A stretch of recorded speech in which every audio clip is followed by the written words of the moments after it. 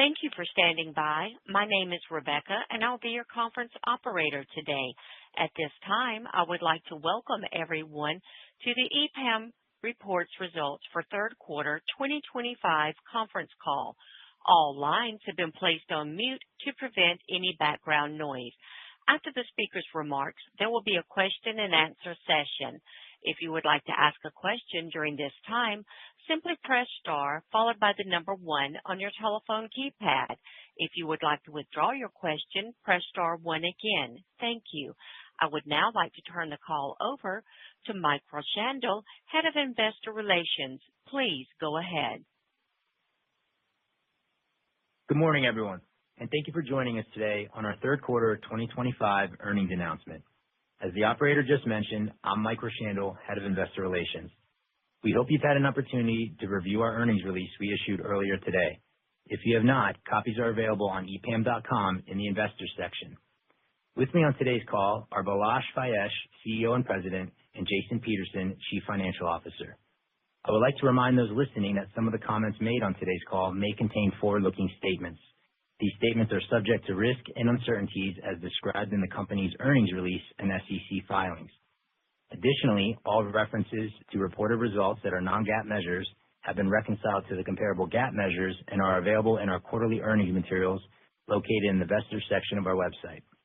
With that said, I will now turn the call over to FB. Thank you, Mike, and good morning, everyone.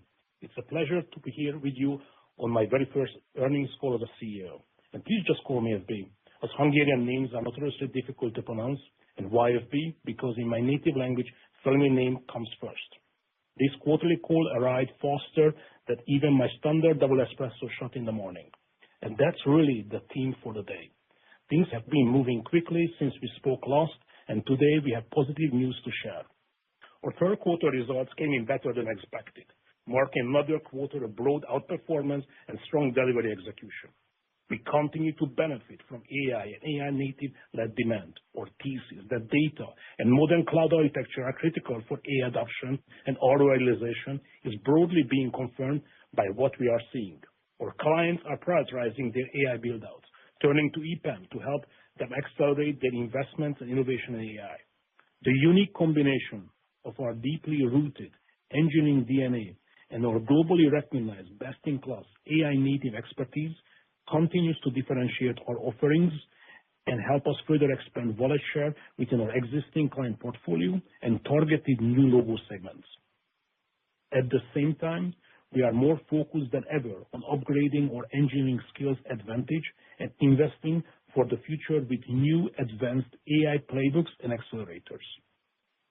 Serving as client zero for AI adoption, we believe innovation starts from inside, which is why in parallel, we continue to relentlessly push our AI literacy and AI adoption rates. Looking at our progress year to date, more than 90% of EPAMers have completed their mandatory AI literacy education, and approximately 95% of our engineers have completed foundational AI education. Additionally, our internal business processes are increasingly benefiting from AI-driven efficiencies. As you can see with the recent launch of EPAM AI Run Transform, which includes next-generation AI-managed services, and EPAM Agentic QA, we are programmatically expanding new offerings and highly specialized capabilities, often in conjunction with our clients and strategic partners, to help clients transform themselves into AI-native organizations.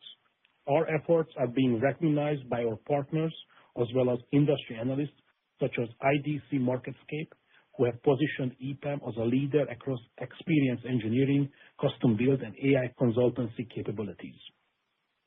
Further, Glassdoor ranked EPAM number 7 on their 2025 Best-Led Companies list, along with Forbes, who recognized EPAM as one of the world's best employers, our first time being recognized across both. We will dive into the details a bit later in the call, but first I would like to provide a quick update from my early days as CEO and my recently completed World Tour. Over the past quarter, I met in person with many senior client executives, ecosystem partners, and of course, many EPAMers from all around the world. I experienced firsthand the high level of optimism and appetite for EPAM-proven quality of execution across our global, deeply specialized talent base. I am pleased with our continued and growing ability to assure higher levels of performance across a much more globally diversified footprint than ever before. But our work is not done. AI presents a permanent sea change in our industry and across our clients' businesses, driving the need for investment in modernization, data and cloud foundations, and critical AI native skills.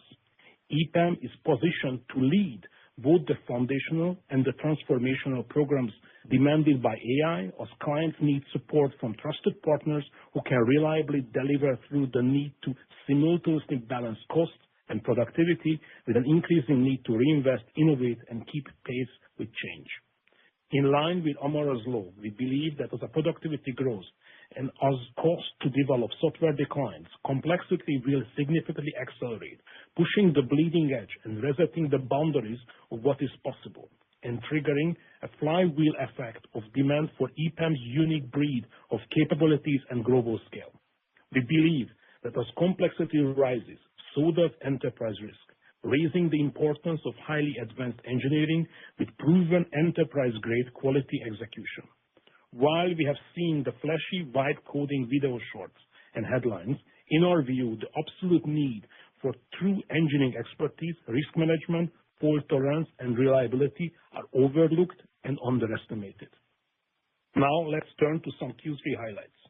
In Q3, we delivered another quarter of double-digit revenue growth, including very strong year-over-year organic constant currency revenue growth of 7.1%, which exceeded our expectations set a quarter ago.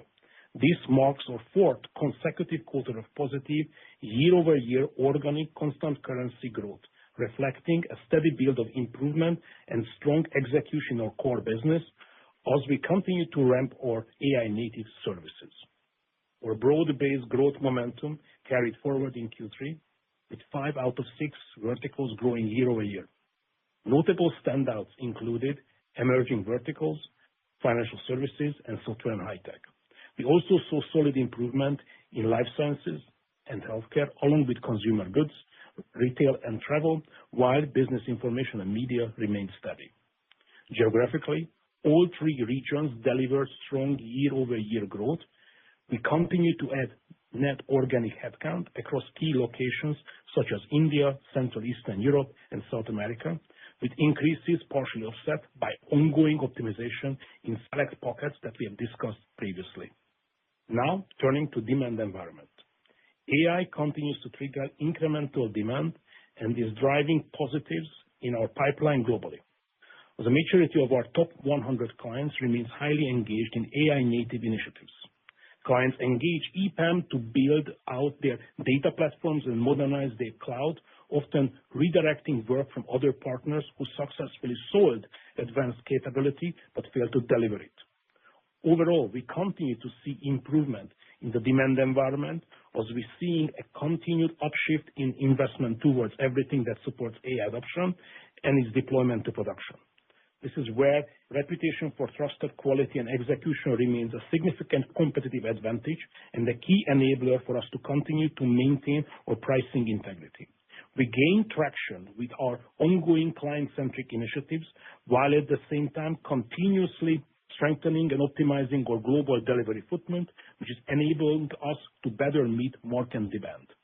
When you look across the AI project lifecycle, from proof of concepts to medium-sized use cases and the large-scale project in production, we're seeing a continued shift in the volume of project towards medium and large-sized projects, many making use of our own IP, such as Dial, AI Run, and other components, both open source and proprietary. Of the hundreds of individual AI-native projects we had active in Q3, between 60 to 70% have expanded into larger programs from the origination as proof of concepts, illustrating our ability to scale and deliver AI-native solutions in production.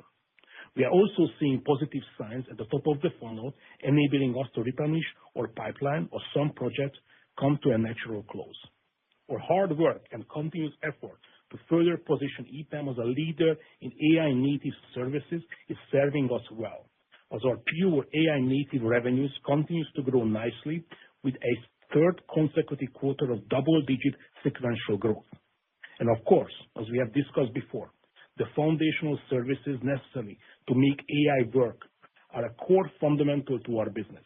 In both our data and cloud practices, we saw outsized growth in Q3 compared to the rest of the business, which is incremental and highly connected to the momentum we are seeing with our pure AI native revenues.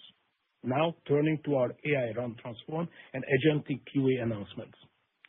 First, a couple of core beliefs to frame our evolving AI approach.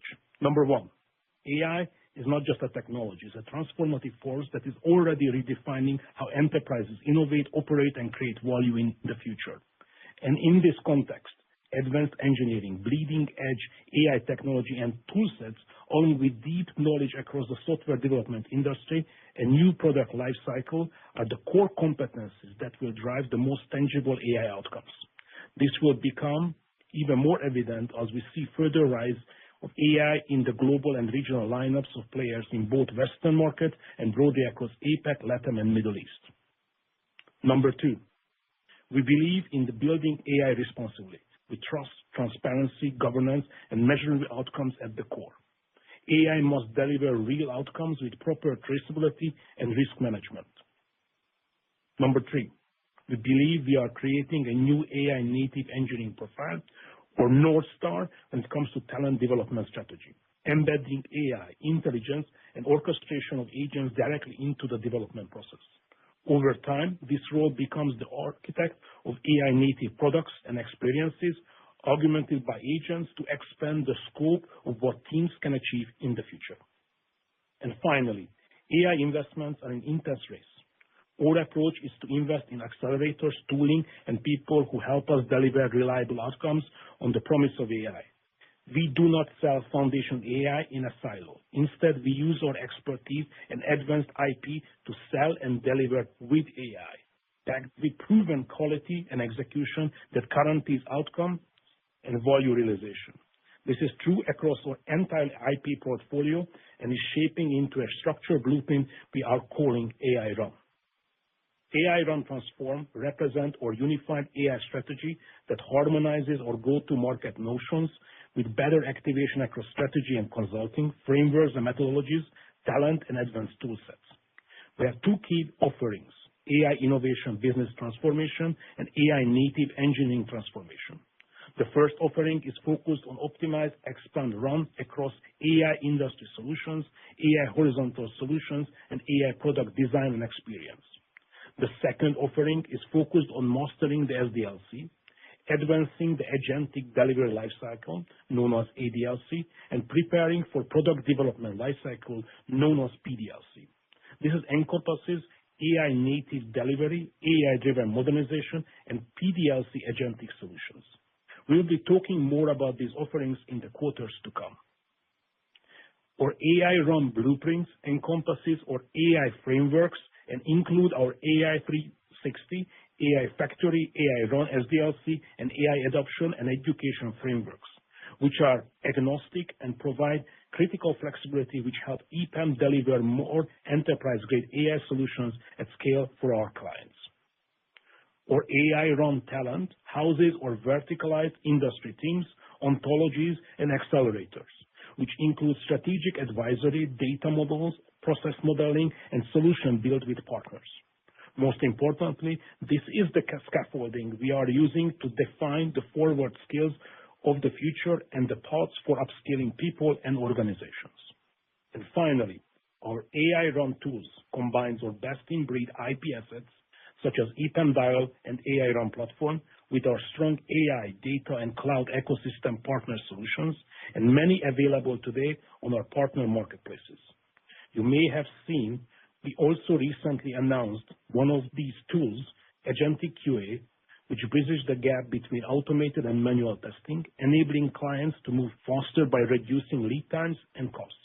What's impressive is that our Agentic QA is shown to be 10x more efficient than manual testing, driving a 50% reduction in manual efforts and a 30% reduction in testing costs, covering 90% of the manual checks performed on standard releases while ensuring a high degree of quality and precision. Now turning to some client examples to illustrate some of our progress.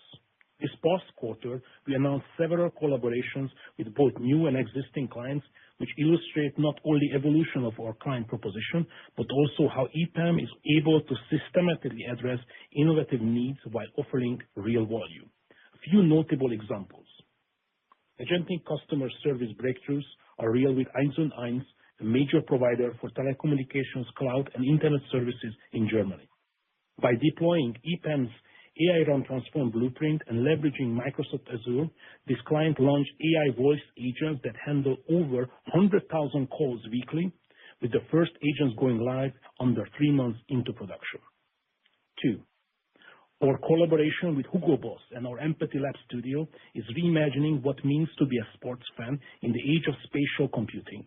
This innovation is shaping the next generation of motorsport fandom and lifting the bar how luxury fashion, sport, and technology intersects. We are blending our deep expertise in groundbreaking user experiences with gaming, fan engagement, advanced data and analytics, and working with our clients to help package the 2025 Stevie Award-winning solution for the AI-native age. 3. Finally, we are putting EPAM and Neoris together in a way that goes beyond simple synergies. For a UK-headquartered global biopharmaceutical company, EPAM, with the addition of Neoris, recently became a global strategic supplier across a broad range of transformation pillars.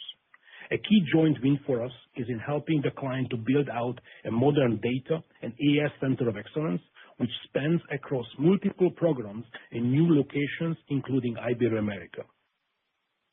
To close, our operating momentum is strong. We are pleased with our performance throughout the year and continue to work on improving profitability. We are confident in the upward trajectory we have been working hard to build and sustain over the past several quarters and feel good about our Q4 positioning, which has improved over the past 90 days. We are focused on what's right in front of us and finishing 2025 strong, which we believe should set up a solid foundation to build upon in 2026 as we continue to work on expanding our organic constant currency growth rate. We are prioritizing client-centric, disciplined execution while bringing a new level of intentionality on building verticalized and differentiated horizontal go-to-market offerings. Looking ahead, we see our investments in upskilling, differentiated AI playbooks, IP partnerships, and new lines of services such as agentic business process outsourcing, helping us to further capture new demand. Jason, over to you. Thank you, FB, and good morning, everyone. In the third quarter, EPAM generated revenue of $1.394 billion, a year-over-year increase of 19.4% on a reported basis, exceeding the high end of our Q3 revenue guidance. On an organic constant currency basis, revenues grew 7.1% compared to the third quarter of 2024. We delivered another consecutive quarter of very solid year-over-year organic constant currency growth, reflecting ongoing steady execution. Our growth in the quarter was driven by a continued shift to quality and accelerating momentum across our AI-native, data, cloud, and AI foundational initiatives. We're making early headway with the launch of our AI Run Transform strategy, which complements our underlying growth momentum, positioning us well to continue to capture demand. Our outperformance in the quarter was broad-based. We also recently announced a new $1 billion share repurchase program. The underlying strength of our business and continued momentum, coupled with our efficient free cash flow generation and a strong balance sheet, enable us to take advantage of the current market dynamic while returning cash to shareholders. Moving to our Q3 vertical performance, 5 of our 6 industry verticals posted year-over-year growth, with 4 of the 6 growing double digits. Neoris and First Derivative continue to contribute substantially to our financial services and emerging verticals.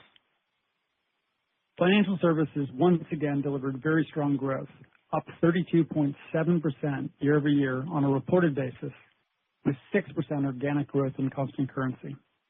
Growth came from banking, asset management, and insurance clients. Software and high-tech grew 19.1% year-over-year, driven by strong execution and broad improvement across large clients. Life sciences and healthcare increased 11.8% on a year-over-year basis. Revenue growth in the vertical continues to be driven primarily by clients in life sciences and medtech. Consumer goods, retail, and travel delivered 9.9% year-over-year growth, marking a notable rebound relative to prior quarters. The vertical also delivered solid sequential growth, which was driven by growth in consumer products and retail. Business information and media was steady and delivered flat year-over-year revenue performance. Our emerging verticals delivered another quarter of very strong year-over-year growth of 38.9%, with Neoris continuing to contribute to the vertical's performance. On an organic constant currency basis, growth was 15.1%, primarily driven by ongoing strength in energy and materials. From a geographic perspective, Americas, our largest region, representing 58% of our Q3 revenues, grew 16% year-over-year on a reported basis and 3.9% in organic constant currency. EMEA, comprising 40% of our Q3 revenues, increased 24.9% year-over-year and 11.8% in organic constant currency. And finally, APAC, making it 2% of our revenues, increased 17.7% year-over-year and 14.2% in organic constant currency. Lastly, in Q3, revenues from our top 20 clients grew 10.2% year-over-year, while revenues from clients outside our top 20 increased 24.4%. Moving down the income statement, our GAAP gross margin for the quarter was 29.5%, compared to 34.6% in Q3 of last year. Non-GAAP gross margin for the quarter was 31%, compared to 34.3% for the same period a year ago.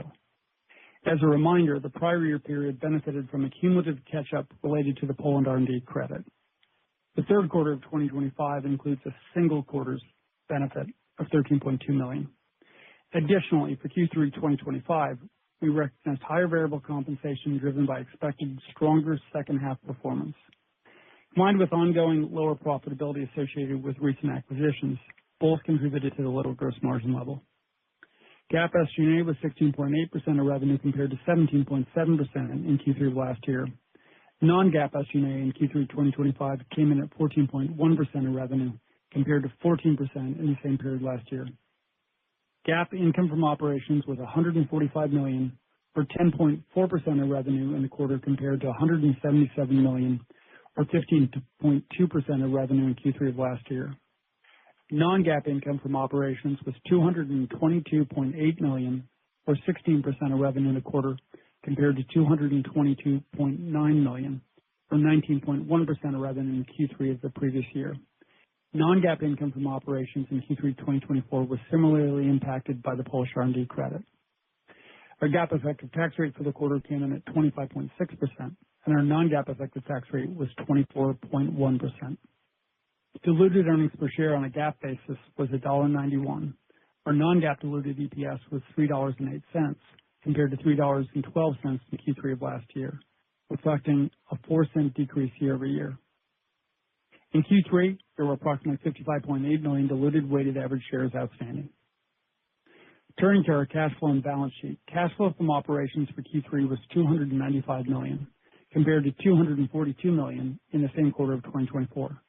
Although seasonality always has a positive impact on Q3 cash flow from operations in a quarter exceeded the impact of typical seasonality, resulting in the highest level of quarterly cash flow from operations in EPAM's history. Free cash flow was $286 million, compared to free cash flow of $237 million in the same quarter last year, and also represented an all-time high. Cash and cash equivalents were just over $1.2 billion as of the end of the quarter. At the end of Q3, DSO was 75 days compared to 78 days for Q2 2025 and 74 days for the same quarter last year. Share repurchases in the third quarter were approximately 493,000 shares for $82 million at an average price of $167 per share. Moving on to operational metrics, we ended Q3 with more than 56,100 consultants, designers, engineers, and architects, reflecting total growth of 17.5% and organic growth of 6.4% compared to Q3 2024. In the quarter, we added approximately 300 net delivery professionals. Our total headcount at quarter end was 62,350 employees. Utilization was 76.5% compared to 76.4% in Q3 of last year and 78.1% in Q2 2025. Now let's turn to guidance. Before moving to the specifics of our 2025 and Q4 outlook, I would like to provide some thoughts to help frame our guidance. Based on the strength of our Q3 and solid Q4 visibility, we are expecting a strong Q4 exit, ending the year with higher organic constant currency growth rates than we forecasted just 90 days ago. At the same time, we are not expecting to see a significant release of excess client budgets, and typical seasonality will also have an impact. Compared to Q3, Q4 is negatively impacted by a higher number of holidays, vacations, and potential furloughs. As a reminder, we acquired Neoris and First Derivative in Q4 2024, in November and December respectively. As per our usual reporting practice, revenues from these acquisitions will move from inorganic to organic in Q4 2025, as contemplated in our previous guidance. Based on a better-than-expected performance in the second half, coupled with improving visibility into Q4, we are raising the bottom end of the range for 2025 full-year organic constant currency revenue growth, and now expect the midpoint of the range to be 4.6%, an increase from the guidance we gave 90 days ago, which was 4% at the midpoint of the range. While driving top-line revenue growth, we also remain focused on improving profitability. While there is more work to be done, we've been pleased with the results of our ongoing focus on improving account profitability, which is evident in our improved profitability outlook for Q4 and full year 2025. Lastly, we continue to work on improving utilization and will continue to reduce isolated pockets of bench while adding net headcount to support growth. Our guidance continues to assume that we will be able to deliver out of our Ukraine delivery centers at productivity levels similar to those achieved in 2024.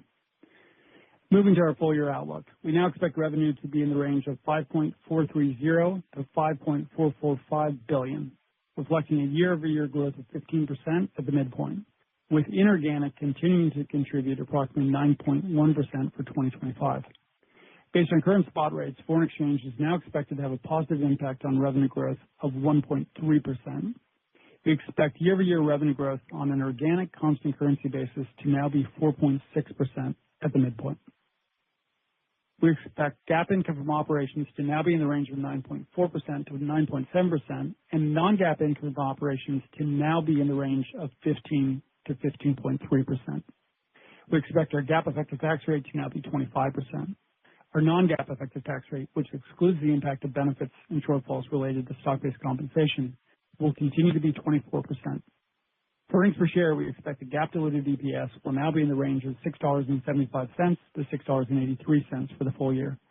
The non-GAAP diluted EPS will now be in the range of $11.36 to $11.44 for the full year. We now expect weighted average share count of 56.2 million fully diluted shares outstanding. Moving to our Q4 2025 outlook, we expect revenue to be in the range of $1.380 to $1.395 billion, producing a year-over-year growth of 11.1% at the midpoint of the range. Our guidance reflects an inorganic contribution of 4.3%, with a 2.4% positive FX impact during the quarter, producing a 4.4% organic constant currency growth rate at the midpoint of the range. For the fourth quarter, we expect GAAP income from operations to be in the range of 10 to 11%, and non-GAAP income from operations to be in the range of 15.5 to 16.5%. We expect our GAAP effective tax rate to be approximately 24% and our non-GAAP effective tax rate to be approximately 23%.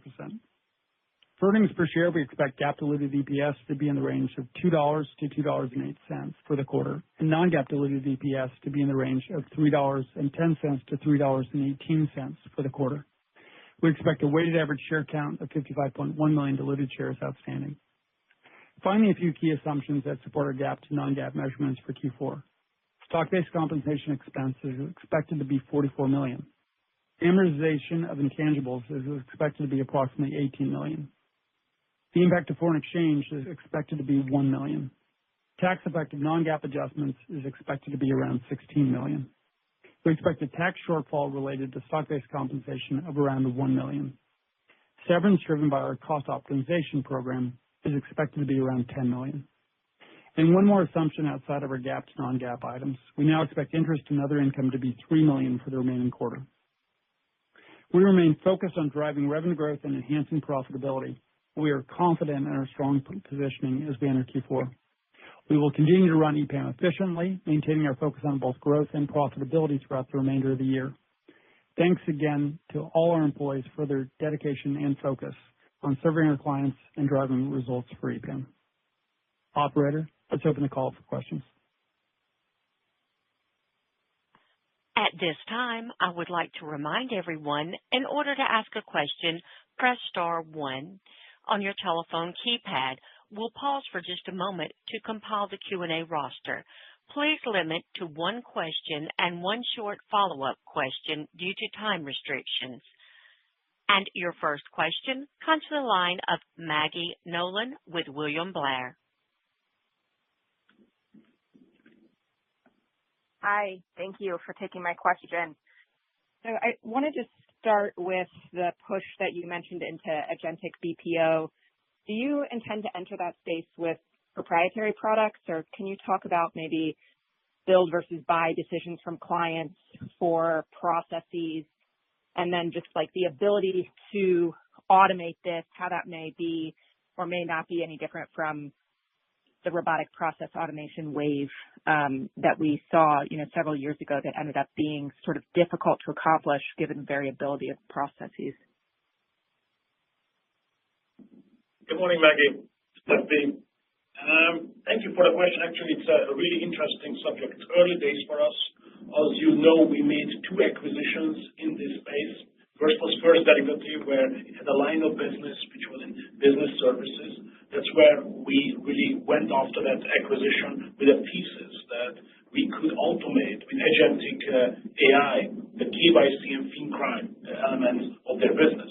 The second acquisition was Linksys, which was this year. Was a small BPO to really understand the space itself. So going back to what we are seeing our clients are keen to try out, but it's early days. We are using EPAM build platforms itself in order to really deliver the automation, but it's a very different than RPO in the past. What we're trying to do is we're trying to experiment on simple and more complex agentic flows, which requires high level of degree of engineering, not going beyond simple RPO or simple RPA capabilities. We don't know yet where the market will go. We don't know where it's leading. Right now, we are seeing a build momentum from the clients which we are talking. But it's a very small sample which we're talking about. It's early days for us.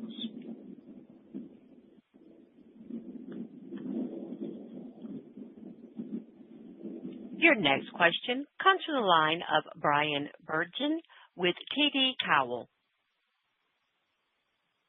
Hey, guys. Good morning. Thank you. I wanted to ask about, as we think, on your 4Q exit rate considerations and think beyond that as we move forward to 26, how we should be thinking about growth potential. And specifically, if you can kind of comment on the impact of bill days and furloughs and things like that as you go through 3Q into 4Q and then into 1Q, as well as just any other important factors such as how growth in Neoris and FD may affect your organic growth rate as you fold those in going forward. Yeah. Hey, Brian, this is Jason. So, as I think most people know, there's a negative impact from a seasonality standpoint if you look at sequential Q3 to Q4. And so that impact is kind of 3 things, which is one, it's fewer bill days, you've got more vacation, and then you also have a higher degree of furloughs. So all of those things produce some tens of millions of kind of headwind on sequential growth Q3 to Q4. When I look at the performance of our business throughout 2025, Q1 to Q2, Q2 to Q3, and Q3 to Q4, if you adjust for foreign exchange and you adjust for sequential factors, our sequential growth rate has actually been surprisingly consistent. The other thing I would add is you've got probably a little bit of headwind on foreign exchange sequentially Q3 to Q4. Just to sort of maybe answer a question that you hadn't asked, is that our guide at the midpoint of the range contemplates, I think I said 4.4% organic constant currency growth. If we operate at the high end of the range in Q4, we'd be at about 5% organic constant currency growth. Your next question comes to the line of Jason Kupferberg with Wells Fargo. Good morning, guys. Thanks for taking the question. So the organic constant currency in the quarter, obviously the 7%, I think kind of best in class now among the peer group. But just to kind of build on the last question, I guess, can you kind of break down the sources of what looks to be some deceleration in the Q4 on a year-over-year basis? You just walked us through the sequentials, Jason. We just want to make sure we have the puts and takes right there, and then how we should just at least directionally be thinking about where the organic growth can go in 26 versus call it a 4.5% exit rate for this year. Thanks. Okay, good. Okay. So from a year-over-year standpoint, I think maybe the biggest difference is, we see clients continuing to make investments and move forward on programs. What we're not seeing is a release of excess budget at the end of the year the way we saw in Q4 of last year. And so I think that is probably the biggest difference. Clients continue to invest, but there just isn't, a big kind of opening of the wallet at the end of the year. From a demand standpoint, it still feels broad-based, and it still feels, again, like we're continuing to see growth in financial services, high tech, and also kind of the emerging energy portion of the portfolio. FB, you have thoughts on 2026, or? I think on 2026, we believe that organic growth rate will be higher than this year. We see the momentum. It is driven by very much, as we mentioned, some of the AI and AI fundamental build-out, the foundational build-outs.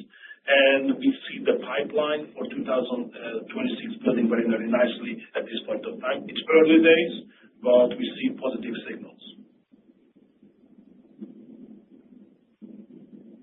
Your next question comes from the line of Jonathan Lee with Guggenheim Partners. Great. Thanks for taking my questions. And FB, welcome to the first of hopefully many earnings calls as CEO. It's interesting to hear that clients are redirecting work from partners who fail to deliver, effectively highlighting that you're winning share from peers. Can you help size that contribution and unpack your competitive advantage here versus your peers? And how do you expect to maintain that gap going forward? Jonathan, thank you very much for the kind words. I don't think we can size it yet, right? I don't think we can size it, how much work is actually redirected to us. We are seeing that in major programs, competitors who fail to deliver, now clients are redirecting the work to us. And the reason why, because it's actually delivering these solutions in enterprises much more difficult than what it seems on a YouTube short or a TikTok video. You need really deep engineering skill set, capabilities across the foundation elements on data platforms, on cloud or enterprise platforms themselves, or actually modernization in order to deliver on that. You also need to consider the cost. You need to cost engineer, because sometimes tokens are quite expensive. You need to consider risk elements and actual reliability and performance. All of these requires deep engineering skill set. So how are we going to keep our advantage? Because we are investing in our people. We are investing in our engineering talent, investing into tooling methodologies, investing into the playbooks, and we actually trying it out and experimenting on ourselves. That's why we believe being the customer zero, EPAM being the client zero, is so important for our future.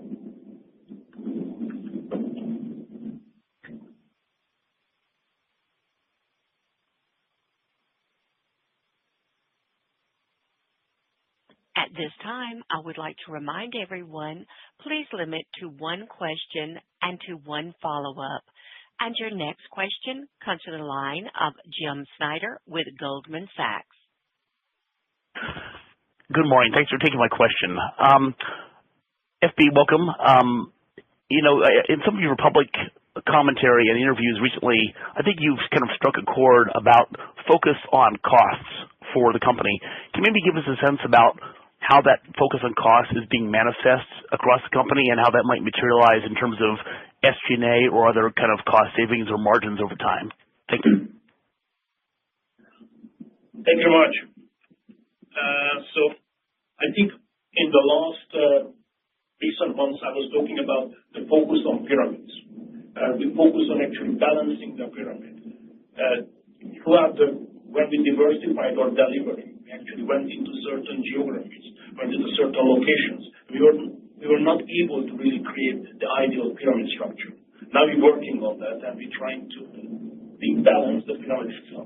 Rebalancing the pyramid is actually allowing us to really focus on and bring down some of the costs.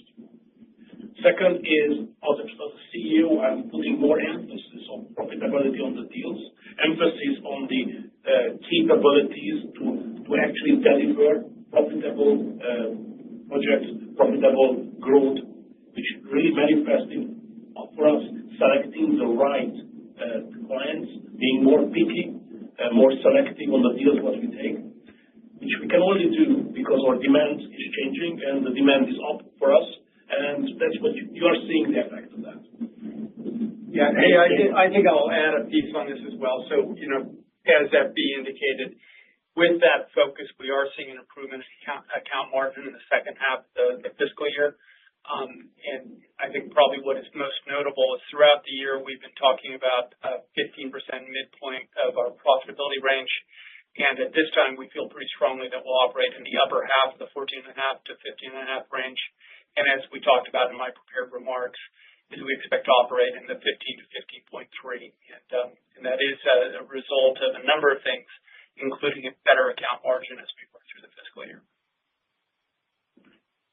That's helpful. Thank you. And then maybe as a follow-up, you gave many data points relative to your AI project traction and increasing size of deals in AI. Can you maybe give us or level set any kind of quantification in terms of the size of your average AI project today and then where you hope it may go in, say, 2 years? I think our prepared remark, we actually kind of explained how the projects are evolving, moving from proof of concepts to medium to large scale engagements. So it's an evolving set. We have hundreds of engagements right now, and most engagements typically start on a small side as typical, the proof of concept, and as they're scaling up, some of them gets into the tens of millions of dollars range as we go forward. We do see most of our top 100 clients are actually engaging with EPAM with large AI initiatives, which looks like an AI initiative. So it doesn't mean that right now we are executing large AI projects, but they have large AI initiatives. We are hoping to most of our revenue will be coming in the coming years from these initiatives, either because of AI transformation, either because introducing AI or creating the foundation elements for the AI deployment, which is right now one of the main drivers for our business. Thank you. Your next question comes from the line of Jamie Friedman with Susquehanna. Hi, good morning. FB, some of your comments were considerably more technical than what some of us are accustomed to, and we appreciate that because that's where the industry is going, so we'll adjust. I wanted to ask specifically about agentic delivery, lifecycle management. Yeah, that one. So, what in terms of like the vectors or phases that the customers need in order to proceed with agentic delivery, how would you describe the chronology of that aspect and the relative size of that one in delivery lifecycle relative to some of the others that you mentioned? Jim, thank you for the question. So what we need to really start considering is when clients were just delivering software products, they still had to master SDLC cycles. Most of our clients and most of the industry haven't really fully mastered the SDLC itself. When you start deploying agentic capabilities and trying to automate large scale of processes and works using agentic AI capabilities, you need to really follow an agentic development process, agentic lifecycle. And it is as complex or even more complex than compared to SDLC. So it's not as simple as it looks in order to make it really work in the enterprise, right? So I know that everybody believes and keep believing that this is a simple step. And agentic development lifecycle, it is as complex as any SDLC lifecycle, and you need to really master it. And this is we think, is going to be a bigger problem because you are going forward than mastering SDLC. The reason being is now you're no longer just touching on certain elements of your software spec, but now you really need to consider how you automate processes which you never automated before. You are going to step into automating previously very manually intensive components, and automating those are very, very complicated and difficult and error-prone process itself. As you're migrating in this, it's not just you need to upskill your teams who are doing it, and it's no longer just engineers who we're talking about. You need to also introduce the right tooling, the right processes across the enterprise. And if you want to really get the benefit, you need to also start considering not just the element of can I actually automate this process, but during automation, I really also want to achieve a certain ROI. Because if the automation results into a higher cost, then you kind of deliver on your promise. So we think this is a large shift. It is not going to be a very quick one. It requires tremendous amount of work to make it happen. And companies will have to partner with organizations such as EPAM to actually do that in what we call an EI factory model, where you are introduce the foundation, build the foundation component, build the right process in place, the right governance itself, and then you go process by process and building the agentic automations. That's great. That's a great answer. Thank you. I'll drop back in the queue. Your next question comes to the line of David Grossman with Stifel. Good morning. Thank you. Just kind of looking high level at the business and how it's been performing, it looks like the revenue per head is up for the first time in 3 quarters despite, flat utilization. So maybe you could just talk a few minutes about what's going on under the covers here. Is it geographic mix, where you're delivering from? Is it, perhaps growth outside the top 20, which has been very strong and historically a pretty good leading indicator of, kind of new business activity and funnel. So maybe you could just illuminate what's happening there. Hey, David, good question. And, one of the things about the revenue per head count number is that there is a lot of, I guess, what I'd have to call noise in it. And so utilization, as you pointed out, is one of the factors. Foreign exchange actually impacts as well. And so it is a number that I think most people will look at and try to sort of draw a conclusion from, how much price uplift is a company getting as they increase revenue per head count. But I think there's more noise in it than I think people realize. Okay, but as we look at our number and I subtract out some of these factors that I just referred to, what we're really seeing is we are getting somewhat better price than we've gotten in the past. Some of that is probably mix related. Again, I'd say more kind of customer mix. And as we talked about, it's consistent with the account margin improvement that I referred to earlier in the call. And so, again, some of it is foreign exchange, okay, but some of it really is actual price improvement. And when did the contract profitability, is this the first quarter that it really inflected, or has it been inflecting and just not visible? Yeah, I think we've been working on it throughout the year. I think we talked about it a fair bit last quarter, and so it's all the things that drive that, including Pyramid. And again, the Pyramid that will probably have more of an impact on 2026. And I think it's just really beginning to probably show up in this discussion as we see both, solid profitability in Q3.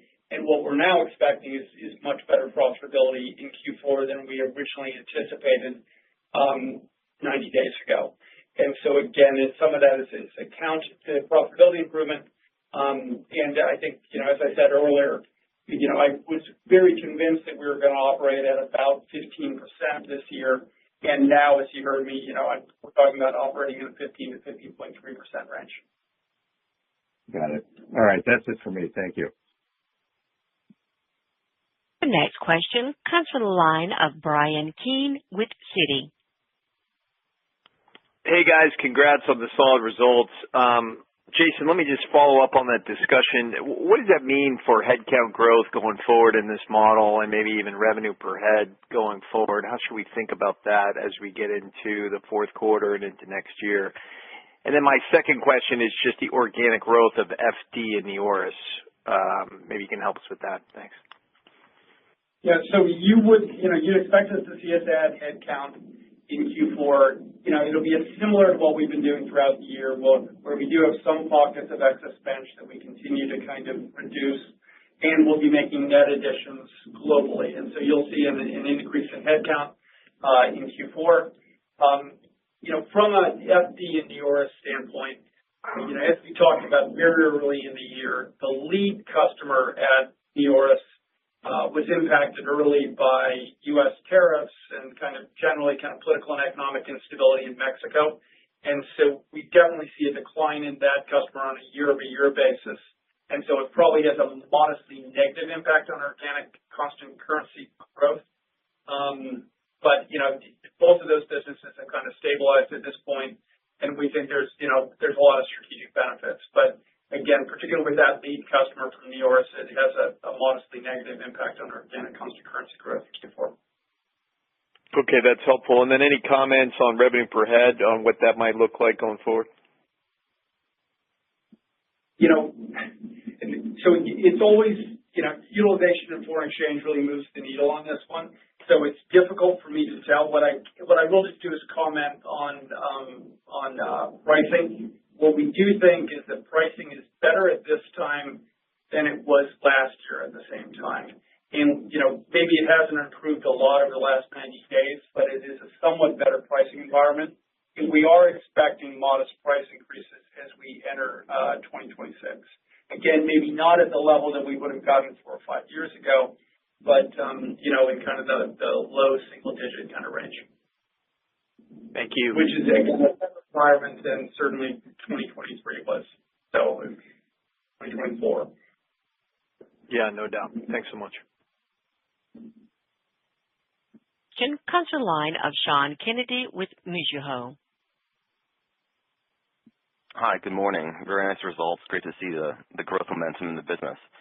So I have a follow-up on the AI projects. I appreciate it's still early, but how does the AI work differ from EPAM's non-AI projects in terms of duration and profitability now? And how do you think that could evolve in the future? Also, are you seeing certain clients in terms of size and industry engage in AI projects more than others? Thank you.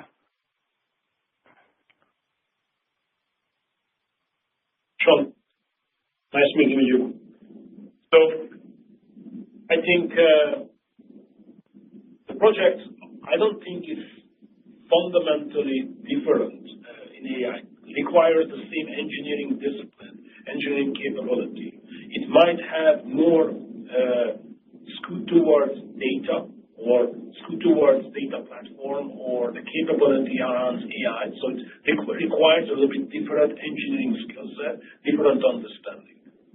On the other hand, it also requires a combination of deep business domain understanding and really you need to combine it because now you are start automating processes which were not automated before.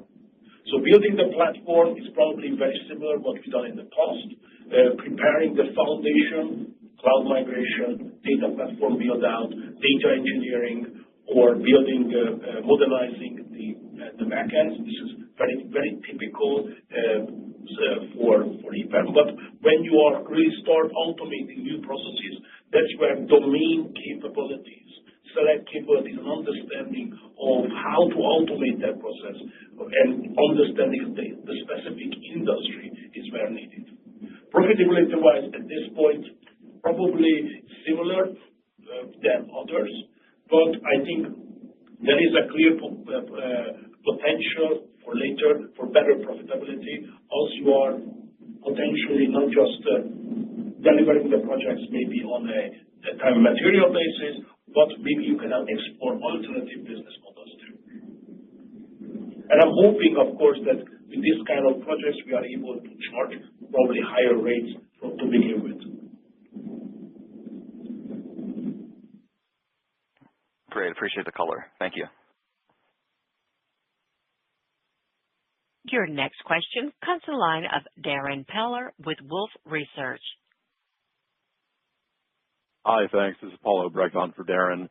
Jason, I appreciate all the color on headcount. Just curious longer term if you think the greater usage of AI will perhaps impact the need to hire in any way, and just to what degree as you increasingly embed AI internally, is that perhaps allowing for lower delivery requirements? I think I'm going to turn that one over to FB. So we continuously believe, Darrin, that although AI does create efficiency gains, the demand increase will outstrip any kind of efficiency gains what we are seeing. So we believe that going forward basis, we continue to hire, continue to grow.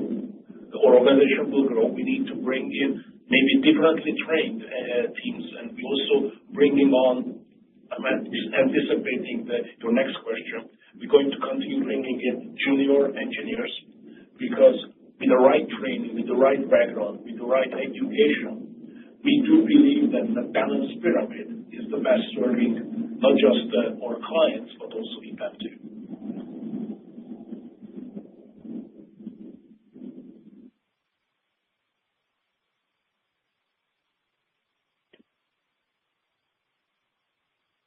Your next question comes to the line of James Faucette with Morgan Stanley.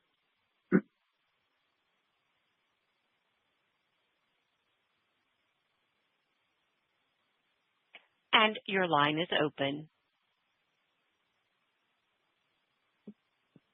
Hey guys, how are you? It's Antonio on for James Faucette. I wanted to ask more on back to the like AI part of the equation, just on your build versus buy strategy. I know that you had touched on that earlier, but I'm just trying to get a sense of like what is the growth like of your like Gen AI like revenue.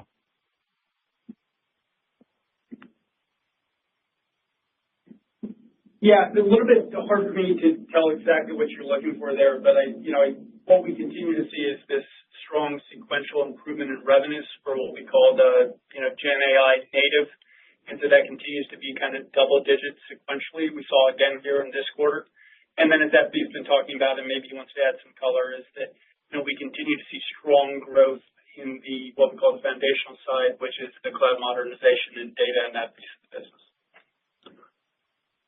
So we continue to see lots of demand coming in. As Jason mentioned, the AI native revenue is growing sequentially very strongly with double digits.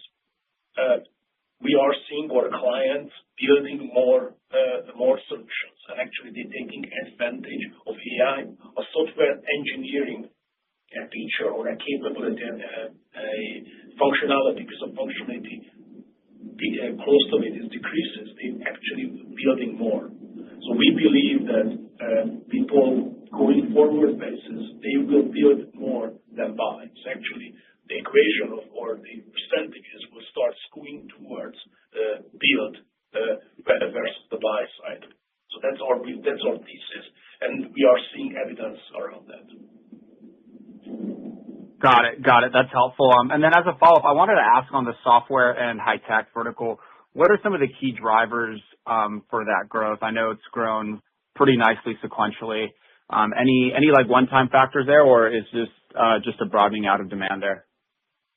Yeah, I mean, we've had a few large customers that are growing nicely. We've got one client that particularly has a large kind of platform program that they've been, investing in. You won't see the growth rates stay like that forever in that space, but we've been pleased with, the ongoing revenue generation from the high-tech portion of our portfolio. Great. Thank you, guys.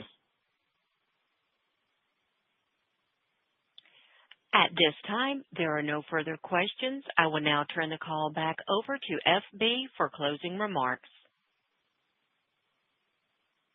Thank you very much for attending my first earnings call. And Really, I would like to thank all the EPAM employees for delivering a successful quarter, and we talk next time in 90 days, approximately. Thank you. Ladies and gentlemen, that concludes today's call. Thank you all for joining. You may now disconnect.